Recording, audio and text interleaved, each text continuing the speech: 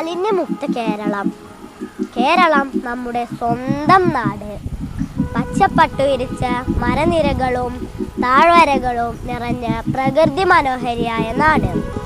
പണ്ട് ചെങ്ങമ്പുഴ പാടി എവിടെ തിരിഞ്ഞെന്നു നോക്കിയാലും അവിടെല്ലാം പൂത്ത മരങ്ങൾ മാത്രം.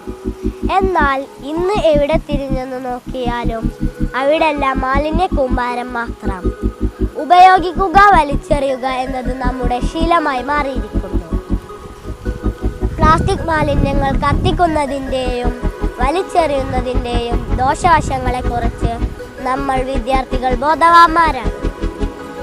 വിദ്യാലയങ്ങളിൽ മാലിന്യം സംസ്കരിക്കുന്നതിന് മികച്ച രീതികൾ തന്നെ ഉടലെടുത്തിട്ടുണ്ട്. ഭക്ഷ്യവിഭവങ്ങളിൽ നിന്നും മാലിന്യം സംസ്കരിച്ച് ബയോഗ്യാസ് സംവിധാനത്തിൽ എത്താൻ സാധിച്ചു. വിദ്യാർത്ഥികളായ നാം ചെയ്യേണ്ട ചില കാര്യങ്ങളുണ്ട്. ഒറ്റത്തവണ ഉപയോഗിക്കുന്ന പ്ലാസ്റ്റിക് ഉൽപ്പന്നങ്ങൾ ഒഴിവാക്കി പുനരുപയോഗിക്കാനാവുന്ന ഉൽപ്പന്നങ്ങൾ ഉപയോഗിക്കുക.